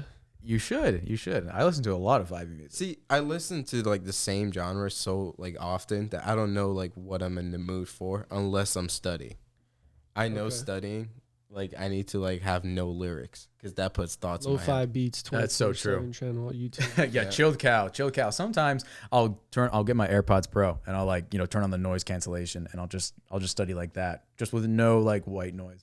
Nah, Sometimes it makes me something needs nauseous, to. but like Something needs I to think be that in would my drive ear. me crazy. I don't know if I could. being like deprived of all senses, but like when I'm really honed in on shit. I think if I had no sound while I'm trying to like study or do something like that, my mind would just be going crazy. Yeah, I wouldn't be it able to may be. focus. it's something like to keep the other half of the brain satisfied, kind of. Because Yeah. like if I'm working in silence, I'm just like, holy shit, I'm all alone in my room looking at a screen. Can I at least like Yeah. listen to I something? mean, yeah, I don't know. I work really well with that, especially since every 5 minutes there's usually like a bump, like of like little kids like running around the house, or like my little brother loves to just come in my room, just look at me, hey, and then he just leaves, and I'm just like, all right. and I usually have to like I take out my AirPods. I'm like, hey buddy, what you want? And he's like, hi, and then he just goes out. I don't know what he's checking on me or something. I mean, it's cute, but yeah, in a house like this, I need something to like really just get away from everybody. I could never walk in like with these headphones to the gym. I could Oh, to never the be gym. that guy. Those people that walk in with I like could never be that huge guy. over the ear I'll headphones. never. Dude, I mean, just bringing anything with a cord to the gym sounds hard. yeah. I've never been to a gym before. Getting so. those- So 2018, bro. What do you mean? Wires, Why? It's weird to imagine a world wired before. headphones. I remember people were What a bunch of clowning fucking AirPods. idiots. People were clowning AirPods when they first I came know. out. How quick was the turnaround between like? Because I remember in the kinda promotional, took even a when they minute. came out, No, it was like I'll tell you what it was. It was like people actually bought it, and then they I were realized like, it was actually super "Damn, nice. one, this guy's rich because he has AirPods. Two, they look fire. Three, Yeah. that's what I'm getting for Christmas." I think the biggest thing was people were like, "Oh, status symbol, AirPods. I'm Yeah. rich. Oh my god, I'm Yeah. so cool." yeah, Dude, I remember it just wouldn't come off people's ears all day in school. Yeah, that was Oh, you man. I all remember day in that. school. No, not me. All day. I respected my teachers. I took them off. There were, I guess in the hallways I always see you. But Yeah, in maybe the not hallways. class. But like there were some kids where they wouldn't come off like in both ears. Like I can't imagine walking around all day without headphones on. you know they died at some point. Mm-hmm. They just haven't. Like made Yeah. it. you have to charge it. Like Yeah, whether you can't it's just at leave it in lunch. your ear all day. Yeah, they It's got like gonna a die. 2-hour battery life. Like they're just doing them for clout. Dude, when I have it in my ear for like long enough to where it actually tells me that's like low on battery and it's like freshly charged, Like I'm hurt like, your all ear. right, yeah, this shit's got to come off. Like I need Mhm. my ears need to breathe. Yeah, Like The weirdest is when you're on a plane, because I flew back from Denver after I went on a road trip there, and I was in like the plane, and I put the AirPods in. I haven't been on a plane with AirPods on, and like for some reason like the air pressure was just really off, and like I started getting these like pains in my head when I had my AirPods in. I don't know what it was. Dude, I get that too. But, I don't like- know what. I looked it up. I don't know what that is, but the last couple of times I've flown, I have that is so bad. It's so painful. What, exactly. Your ears, It's like ears tightening up? but it's so No, subtle. You get like It this, just hits like, you. I get this like pressure like in my head right Yeah, here. yeah. Because it's a change of air pressure or something. Yeah. And it is like feels like stabbing coming out of like my forehead. It's terrible. strangely painful. Like it just starts and you're just like, and comes you're in a out of public nowhere. place. There's everyone around you, and you're just like, this is the worst pain I felt in like a long time. Yeah, What the fuck is happening? Is nobody else having this beam come Dude, up I'm getting their like hair? chills now thinking about the feeling. This is so Yeah, bad. yeah. Dude, I it's- don't think I've ever had that. My ears Yeah. just like go back. I think it And also have Wow, happens bro, you're lucky, bro. That sometimes shit's when terrible. you're like congested, when you're sick on a plane. Mm-hmm. I think it's all it has to do with like the different air pressure in your head. Yeah. Can like is like pushing on stuff or something, and that obviously would cause like a lot of pain. Yeah, But it causes some type of pressure. I guess. it's stupid, man. It's fucking dumb. terrible. Yeah. I've never slept on a plane. Like Oh. I don't know how people just sleep. I've slept more on planes than I than I'm awake on planes. Really? Yeah, like 6-hour flight, hit it up. There's 2 hours left. Wow, that was a nice little time skip. And I I'm think- just Yeah. like go on my phone for 2 hours. And I then think boom. my flight to England was pretty long. It was Yeah, like it a must day. have been. Like it was like I would it assume so. was damn near like 8 hours, man. They fed us 3 meals. Shit. Shit. Yeah, they did us right. I don't think I slept. What was it, Delta? No, Or was it like it was a foreign British airline? Airlines. Interesting. Yeah. Yeah. My sister went to London after her senior year. Yeah, Yeah, she said she liked it. that was nice. Was the food there good? Yeah, man. Some fish and chips. Yeah, not? they just said it was pretty like Yeah, like my aunt, like decent. my aunt took me to this restaurant and she was like, "Here, there's some fish and chips." I was like, "This is just fish and fries." Hey, like, fucking, chips. that's so Some American. chips, bro. Sounds so American. Dude. I'm like, "Fries." Like, no, these are chips here, bro. But then chips to them are called crisps. Yes. Fuck. Jesus Christ. Come on, man. Catch up, bro. What's going on here, man? Gotta get hip with the Dude, lingo. and they swear to God they're so much better than Americans, man. I'm just The like fries there? No, I mean, or just the people. no, British people. British people are Yeah, so they- much they better than swear to American God, people. man. Well, what's interesting is that a lot of the ways British people talk today was directly because of the Revolutionary War, where like both like colonists in 1770s America and the British people spoke like kind of like the old English that you might think of, like what we can associate with British, but like pretty subtle. But then once America became its own country, the British people fucking like hated them, and so like it became normal in British society to talk with a more accentuated British accent to distinguish yourself, especially in colonial America when there was like people loyal to the British and people not loyal to the British. The people loyal to the British would also start talking like a really inflated British accent. And that's like sort of what you see now, actually. Like the British accent now is so strong in some ways because of that. It's such an interesting thing. Like Interesting. before 1770, they didn't like the British people didn't talk like they do now, which is obvious. But like, Yeah, I was in colonial America Well- history class, so I know what I'm talking about. colonial America history class. Yeah, Where? it's like, what do you mean? At school? But like colonial history specifically? Yeah, I mean, what else is there? Like, it's like no, it's like a time span. History from like, started in 1776. from like when we first colonized to like 1877. Oh, so it was like American history? Yeah, Okay, so American history. yeah. It was like, Oh, I didn't take American history. what did you take? I took world history and something else before U.S. history. Yeah, I failed political Oh, fuck. science last year, so. I Oh, had to- oh, I this had is to in take- college. yeah. Okay, What I did haven't. you think it I thought you was? were talking about high school for some reason. No, we all took the same shit in high school. That's What? true. I was confused, but I haven't Get taken with it. the program, man. God. I took like a survey of world history, like a world history from 1400 onwards. It was just random ass shit. It was easy. I got a 98, but Dude, I'm gonna be taking some summer classes this year, man. taking some summer classes. Why are you doing that? Because you failed poli-sci. Something like Damn, that. you failed poli sci. Why didn't you let me help you? I'm a major. I'm a poli sci Dude, major. you did help me, and like we still failed. Oh, It was because like, damn. dude, like so many teachers in college actually expect you to do like textbook work. I haven't read a single textbook. Yeah, and I'm just like, where are the teachers that don't require textbooks? Not on I your know- schedule, I know dog. nothing about that, man. I'm gonna drop out. Yeah, I know. Like, see, he lives the best life, man. He Man, and the dude. stew. You're tempting me, man. I'm on the fence. I'm really like You need having a year. Full-time YouTuber. Yeah, dude, Adam asked me this a few months ago. He was like, so if like we dropped out and we made it, would you do it? I was like, yeah, let's go. I was like, okay. Yeah, like if there was like a clear like distinction where like I could drop out of school right now and probably like feasibly start like full time doing something else, I'd be like, yeah, I'd do it. It's like, it came with such passion. And like, he was just like, can we just do it? Oh, I know that feeling. Yeah, you're a living example of it, which is it's interesting because like I said, I'm on the fence about it, and so It's a beautiful now process. you're Make here. sure you weigh your options. Yeah. Get a plan together if you're gonna do that. I mean, seeing you go through it is definitely a beautiful process to see, man. It's probably more beautiful to you guys, but it's a Yeah. little scary on this side. Yeah, like Yeah, but I mean, when things are going well and things are working out, then it's like beautiful. Yeah, it's awesome. but then you have that week that we talked about, Right. That, And it's like, like, oh boy, back to back to gotta back. work L's. hard.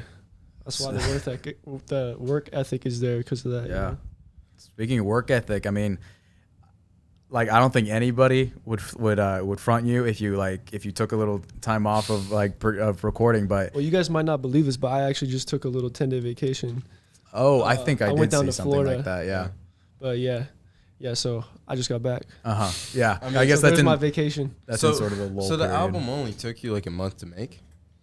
The EP. Yeah. Yeah, it took me like maybe like a month, a couple Yeah. weeks. So You're just spitting out bars. yeah, man. You know, All this time that like we've been thinking the album's in progress, this man's been on vacation. He's already had it done. Yeah, like I Exactly. didn't know that about like. Do all artists have to go through that same process of like a month before release? I mean, it makes sense. They It's the same in usually like the do a movie lot. industry. especially for like I think it depends, but I know like some artists who are bigger, they can afford to cut it a little bit closer. Mm-hmm.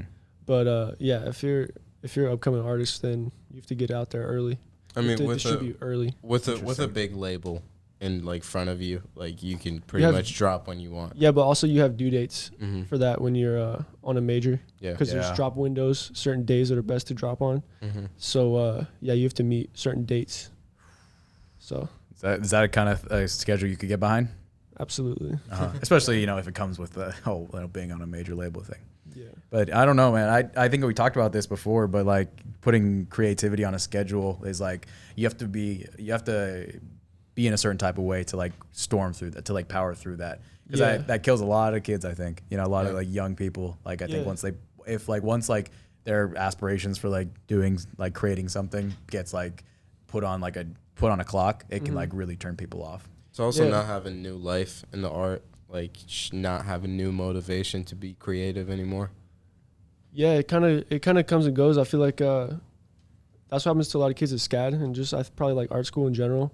You got due dates. I think we talked about this a little bit Yeah. last time, but like it's like a muscle. It's like working out. You just gotta get that muscle in shape and Yeah, you get to a certain point where you can just pull it out.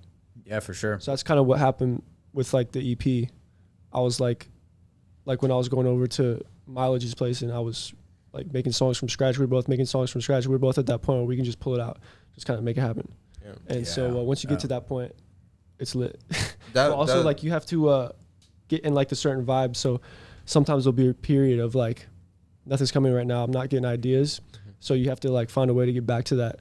And then once you get there, it's like, okay, this is like, I'm hot right now. I don't know how long it's going to last. I'm just going to make as much stuff as possible. And that's kind of the phase I went through when I was making the EP. I was like, everything I'm doing like sounds great right now. So I'm just going to do this until it's over, and just like keep going. Yeah, that's true. You don't know, like your mood changes like independently of like what you're really conscious of, like Yeah. like you could like really want to be productive, but like there's just so much just dragging you down. yeah, that And the happens all same the time. thing where like you might not feel ready to work or something like that, but then your brain's going. You're like, oh, I got to get up and that's why I have totally.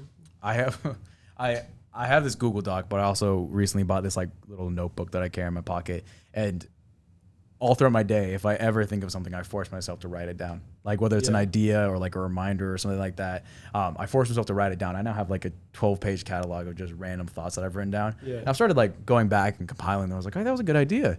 Like just Yeah. like creative things that pass through my head, and I don't want to lose them, because like there's always that annoying thing where like you're thinking of something really cool, or like right before you go to bed, and then you wake up and it's just gone, and you're just like, oh, that could have been $1 million idea, but Yeah. I never know. But And that's why my voice memos and my notes on my phone are completely full of random ideas. Uh-huh. And a lot of times they turn into songs. voice memos might be a good idea. But I mean, especially for an artist, if you're ever just like thinking of like a lyric in your head. Yeah, or if I just have like a melody for something and I don't have like lyrics, I'll just like hum it or something and then save it for later. And then when I have a beat or something, then I can go back and be like, oh, this is fire. This would work perfectly on here. And then just makes the whole process. My biggest problem with like doing stuff like that is like I don't title my shit So like when I go Yeah. back, it's just a bunch of random shit. Like there's no organization with it. Yeah. I have a few writings where it's like dreams that I've had, and I go back and I look at what I wrote for them as soon as I woke up, and I'm like, I gotta write this down. And I go back and I'm like, I have no clue what I was dreaming. Like something about like a shark and Yeah. like running, and I'm just like, I don't remember what I was dreaming about. It's crazy how memory works too. Like you should be forgetting, like, and should not notice that you forget. That's the whole point. Memory is such an interesting thing, because memory isn't actually anything. It like when you see something like that light comes into my head, and like the stimulation that happens in my brain leaves like this mark that is like shaped in that way or something. And memory is basically your cognitive functions ability to go back into like those pathways that have been made deep in your head and reactivate them on your own. Like if I'm not looking at that light, then like I'm actively remembering it by going back through. It's a crazy process, honestly. It's not like, So are you saying the movie Inside Out. Yeah, are you saying Like it's not like that. man? It's not like that. It's What like the it's like this amorphous cloud. What the fuck? And what I want to say is that since it isn't like any part of your brain, like no, like memory is different for every brain. It's like the main reason why if you like transplanted someone's brain into a different person's head and you were able to like keep them alive or anything like that, it wouldn't work at all because the memories aren't something that they're not something that's stored in the brain even. They're just I don't even know how to describe it. I think it was like Neil deGrasse Tyson was describing it, and I sounds about was right. watching like a video about him, and it was really fucking crazy. I did not know what was going on. I think that was like 4 years ago. So don't blame me for not getting that right. Inside Out sounds like a lot more realistic. Really, Inside Out, you think you have Yeah. these 5 little people running around in your head controlling you? Tell me what to remember. That's the thing. There's only 5 emotions. There's so many more emotions than that. No, they just mix and match, have babies, make new emotions.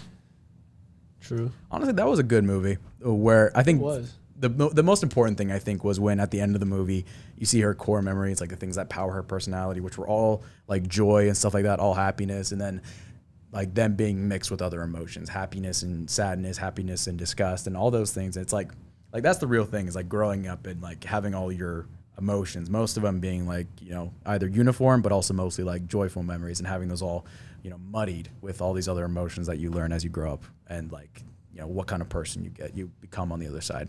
Yeah. Yeah, that movie is so interesting. It's all the past experiences, man. Yeah. Have you guys watched Soul yet? It's like a But I've heard knockoff. great things. Yeah, it's pretty much like a knockoff, like Inside Out.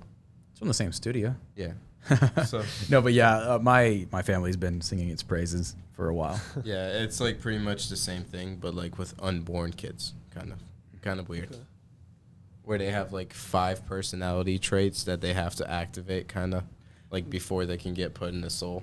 Yeah, I haven't in the watched body. it, but I remember saying a few weird things from while my siblings were watching it. But that's an interesting thing with Disney, is that they can make really good and like thoughtful movies like that, like Inside Out, where you're like, it's actually really thought provoking for like a kids movie, but it's like, Yeah. but then you still have the thing where like that they're just feeding you, like we said earlier, how they're just feeding you shit, but it's like Yeah. it's kind of wholesome too. It's like kinda nice shit. it's like you're not doing a bad job at like keeping us like mushing our brains and all that. Yeah. It's like drift slowly They're into the dark fantastic abyss. at that. Yeah.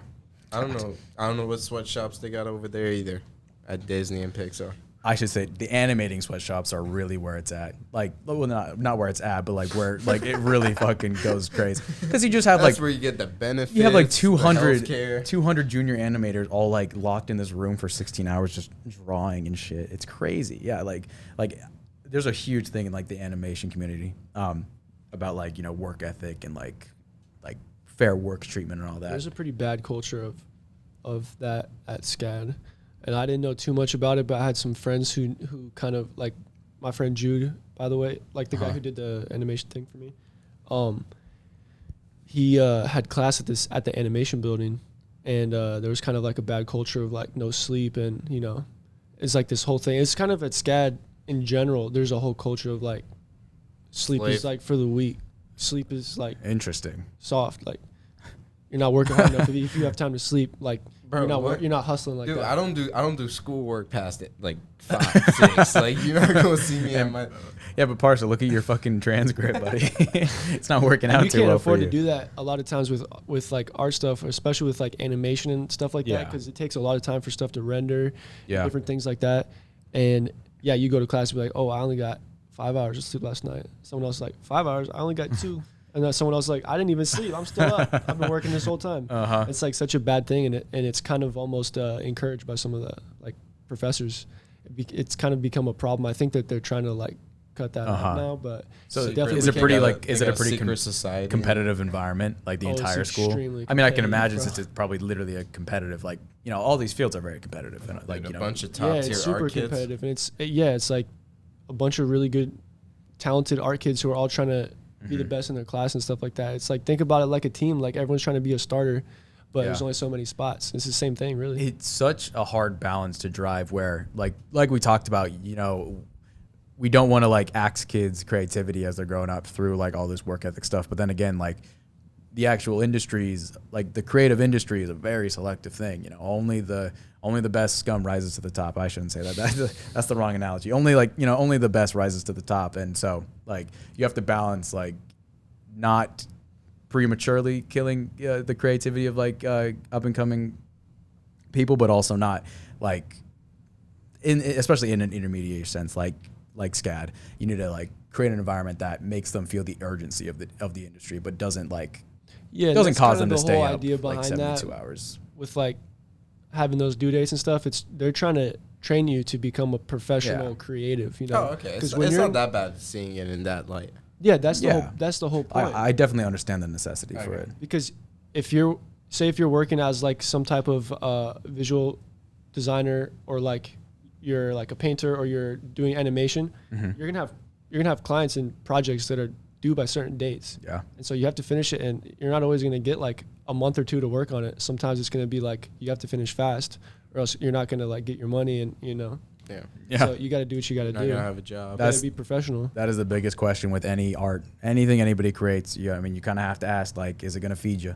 Is it going to put food on the table? Yeah, and you got to learn how to be like creative Yep. on demand, Yep. like that, and be good on demand. Yeah, and I if you can't just like freestyle, like pull it out of nowhere, Mm-hmm. you have to put in other strategies to balance that. Yeah, and maybe it's like kind of cold for me to say, but like I guess like the whole process of kids, you know, failing out of or like leaving schools like that, or like having their creative process, you know, stopped. You know, in certain cases, maybe it's like it's necessary that, you know, like you have to Yeah. differentiate who can keep up with like putting their creativity on a schedule, and who, you know, while having talent, isn't able to put in like a work ethic that is Yeah. sustainable.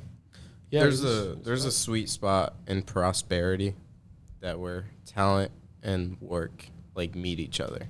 Yeah. And, like you just gotta do it, man. And you have to have a certain amount of professionalism too, because like you could be a fantastic artist, but if you're on a thing like that where you get hired, you have a due date, you have to be able to finish it at a certain point. And there's artists who maybe are like insanely talented, but they need like a lot of time or something like that. Yeah. And they just have to do it a different way. You know, they have to figure out a different way to do that as a job. Yeah. Yeah. And I think especially for people like artists doing stuff, like whether it's graphic designers, animators, or just honestly, I mean, just painters and stuff like that. Like the industry of like, this company wants a sign made, this company wants a logo made, is like very cutthroat. Like those, like the head of marketing of like some company doesn't care that you're like some like right out of college, like graduate, like Yeah. never really like had a deadline in your life. Like they're gonna tell you like get us this in 20 Yeah. days or you don't get paid. It's business, and it might and what I think a lot of kids have a hard time grasping is that it's a business. It might be your creative stuff, and you might put emotion into it and have like struggles that have turned into this art, and it's why you do this or whatever. Yeah. But at the same time, like this is business still. Yeah. Like there's And- no like A big thing that like people like of younger age kind of undervalue is like the actual experience of like you need experience to like be professional. Like you need to like Yeah. know what field you're stepping into, rather like Like, Yeah. I know, like, all jobs, like, they want experience, and that's kind of right. But, like, a lot of people, they're like, oh, I don't need experience. Like, I don't need pre-hand, like, experience in this field to just get in and, like, start taking orders for my, like, whatever I need. What you do, and it shows because, like you're saying about kids at SCAD, a lot of kids drop out because they're failing out. A lot of kids can't handle it. And, it's because you need that experience. And you think, like, a lot of people will think that they don't. You get to a place like that where you have solid deadlines, you have to work, you have a lot of shit that's due. Yeah. Not everyone can hang with that. And that's one of the biggest things that you need to be able to be ready for an actual job. And that's why you do need that experience. I feel like a lot of people go into a school like SCAD and think that they're going to come out a banging artist. Yeah, and it's really funny. Like, freshman year, I noticed, like, early, it's so funny. All the new kids think that they're, like, Kanye West. Yeah, thinks that I was going to say that. I don't want. Oh, I can just picture a bunch of Everyone's 18-year-olds like, who I think am they're the just best artist ever of all time. My ideas are 2,000 years ahead in the future. Everyone thinks that they're, like, the most, like, genius artist ever. They're about you to be just the see next. one by one, each one of them get smacked down by reality Yeah. of how tough it really is to do that. That's a sad reality. But that's the thing. It's a sad reality, but I guess in some ways it's a necessary reality. You know, I mean, a lot of people just aren't self-aware. Like, That too. And a lot of kids, they'll be coming from, like, some random ass place where, Um, like, they were, like, the only artist at their school in high school, and they're, like, the weirdo for that. And everyone told them their whole life that you're the best artist in this town. You can make it. they were either just like the left out weird kid or Yeah. Or even they were left out, but they were, like, compared to anything else that they'd seen or other people they know, their stuff is, like, probably insane. But then you come to SCAD where everyone was that kid. Yeah. Or even more insane. And Yeah. you get there and it's like, whoa, there's, like, a lot of competition here and everyone is really good. Yeah. I could probably guess like SCAD dorms are nice. Like the Some kids of them. Yeah, the kids are probably nice. If you're an athlete, It's nice. you get to be in the nice ones. That's the same at Georgia State, man. The oh god, apologies. Uh-oh. The What's going on, man? Alarm. an alarm. I forgot. Yeah, the dorms at GSU, the best dorms, like the full apartment ones, are all reserved for athletes. Pretty much each one gets like their own one for free, which is cool because the normal dorms at GSU are $5,500 a semester. Ouch. Which I mean, probably at SCAD sounds more expensive, especially the Atlanta campus of SCAD is SCAD. insane. I don't even know what it's like in Atlanta. Everything. So in Atlanta is just the expensive. Atlanta SCAD just a big building? Yeah, I went there for a summer semester at one point, and I was kind of shocked because in Savannah we have A whole like campus. 30 damn buildings. We got all these different buildings scattered throughout Savannah. And yeah, when I came here, I was like, wait, y'all just had the one building? It's just like each floor is like different major. I was like confused. That is kind of crazy. I mean, GSU's campus is the same way. It's not like a campus at all. It's just like buildings that are like, oh, that's a college building now. Make these meeting rooms into classrooms or something. Yeah, it's a weird how it was in environment. Savannah. It was cool though. There were a lot of like old buildings that they renovated and turned it into like something cool with like modern stuff inside. But it's like a cool mix of like historic looking buildings that have modern things in them, you know? Yeah, Savannah's a cool place. A good template for stuff like that. Yeah, I love Savannah. There's a certain appeal to like the college town, like enclosed space, which is just your university, like UGA, you know, like where you're in UGA and you could feasibly never leave the college. Yeah, you don't need to. There's everything you could possibly need there. The grocery stores, you know, restaurants, everything you could need there. And there's a certain appeal to that, but I don't know. It's really. I never thought it was for me. If that life is for you, like people growing up wanting that life, they're like right. You hear about that growing up all the time. How amazing that experience is. Yeah, and I think that's a big thing. Like especially right here, you know, this area feeds a lot into UGA, which is one of like a big college town. Yeah. But like I grew up outside Salt Lake City, Utah. Okay. Where the nearest college was the Salt Lake Community College, which is renowned for being one of the worst community colleges in the country. It's Salt Lake City Community College. It's SLCCC, and people just call it Slick. Also, my S's are really slick. Slick, yeah, they call it Slick, and it's kind of a joke, like, you know, like, oh, you're going to Slick, like like it's like, oh, you're going to Slick, you know, it's like, you know, you're doing your best. And I mean, like living on a campus and like in dorms and stuff like that is just such a weird thing. And I guess, I mean, honestly, a better example is nearby Salt Lake City is BYU. Yeah. Which is actually a pretty big campus, but it's not a big campus within, and then a little bit of town around it, sort of like at Athens. With BYU and Utah and that whole area, like the entire part of that state is a campus. Like since every every shop is owned by people who go to the church, and obviously the colleges too. Like the entire state's a campus essentially. It's like like they have such a system for like they have a huge system all throughout the West. Like my friend Caleb, he goes there right now, and it's fairly expensive. And the way he's paying for it is that he's going to work for a Mormon family in Idaho for the summer in a system that the college has for like lending out their students to people across the country to work to get money to come back to school the next year. And it's like it's actually a cool system for keeping kids in the thing. But like he's now going to be in Idaho selling pesticide for the entire summer, and then that'll pay for him to go to college. And so it's crazy. It's like when both like the university and the community has are part of the same hierarchy. It like the outreach just it stretches out very far. Well, it's also really cool to help the students, you know, have opportunity. Yeah, no, I'm fully on board with it. It's just crazy how far reaching it goes. Does it get a little scary? A little bit. I don't go there. A little bit freaky. I don't want to go there, but it's a little freaky, honestly. A little bit too much power. We're lucky Jack's not here, man. Jack would be roasting me. Whenever I bring up Mormons, he always roasts me. It's hilarious. He just goes off, man. He just thinks it's the funniest thing in the world. God, oh man, you haven't met TJ or Jack. I have not. They're funny guys. I've seen them though on your show. So man, I guess I mentioned this earlier, but like with the whole like, I mean, are you working on the next project right now? Like, I'm kind of just working on songs. I'm trying to figure out, honestly, right now. I'm kind of in my phase of figuring out what sound I want to do next and experimenting. I have like a bunch of different like perspective ideas for what I want to do sound wise. So right now I'm in the phase of just experimenting, really. For sure. Seeing what works, what I've put out, see what people were feeling, see what I'm feeling, and then just see what I feel like making right now. What's the most fun to make right now? What's like the coolest thing I could do? So I'm just trying to figure out what is the coolest possible style of song I could do. So that's what it sounds like a fun process. And I'm sure with summer just starting, like you're gonna have a bunch of different vibes you're gonna test out. Yeah, summer's definitely. I do have a summer song coming up. Yeah, expecting a few singles. Oh, I want to see like a poolside banger to put on repeat. I got one for you. Hell yeah. I will say that my favorite song off the EP is Balance.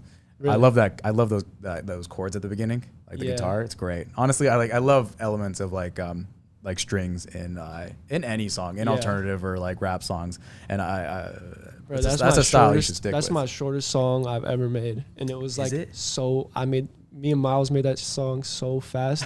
Shout out to Mileage. Hell yeah, he killed that. Yeah, he killed that.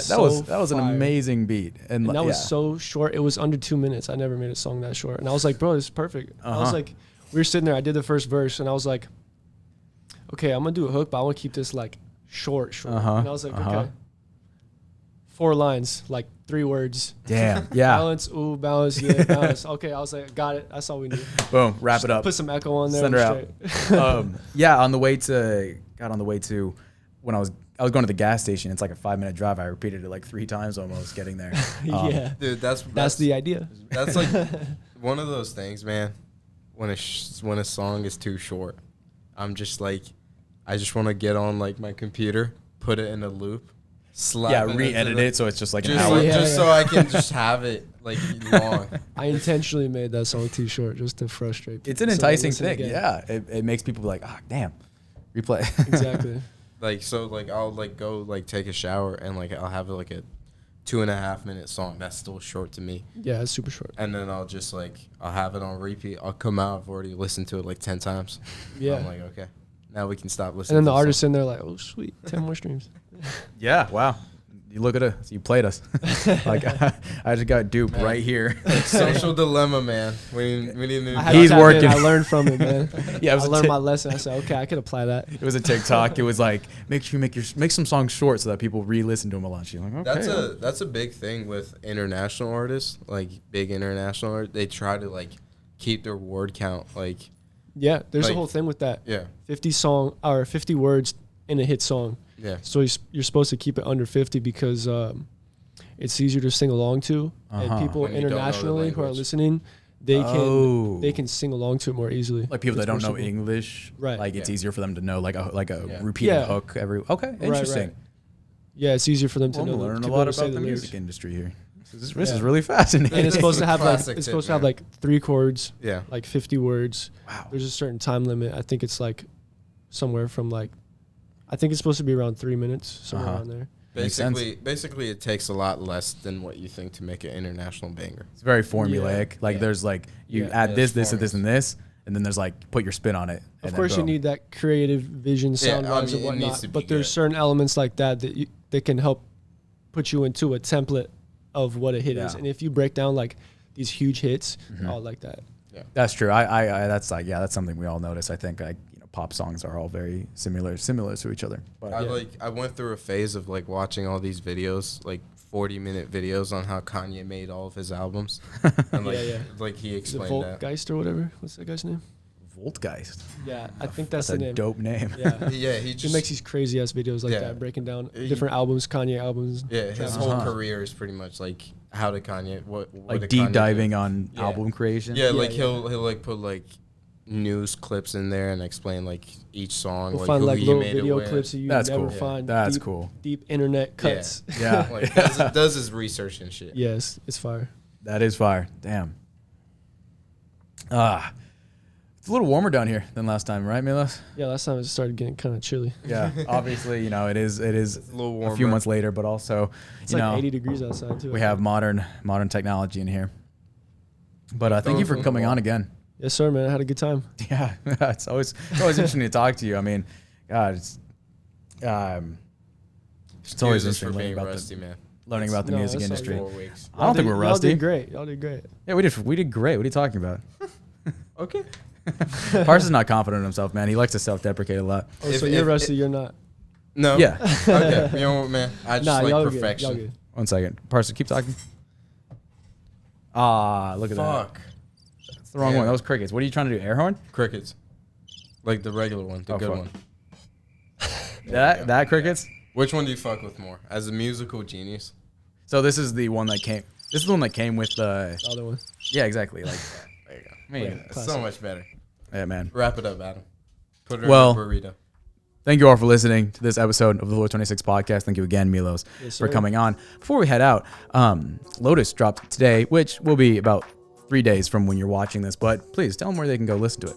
You can go check out Lotus on all platforms. I just dropped a music video for one of the songs on there, the single for the EP. That is out on YouTube. You can all find it on YouTube, and everything's under Milos Collins. And quick shout out to everyone who helped me work on the EP and the music video. We got Motivisual Pro, we got Mello, we got VJ. Shout out to him for always being down since day one. Shout out to Mileage. Shout out to Tracy and LP. Hope I'm not forgetting anybody. The whole game. Oh, and Solomon. Shouts out to Solomon, him of too. course. Yeah. Thank Awesome. you, boys, for that. Well, thank you. And thank you all. God, I have, okay, we'll I see have you guys forgotten. next week. I have forgotten to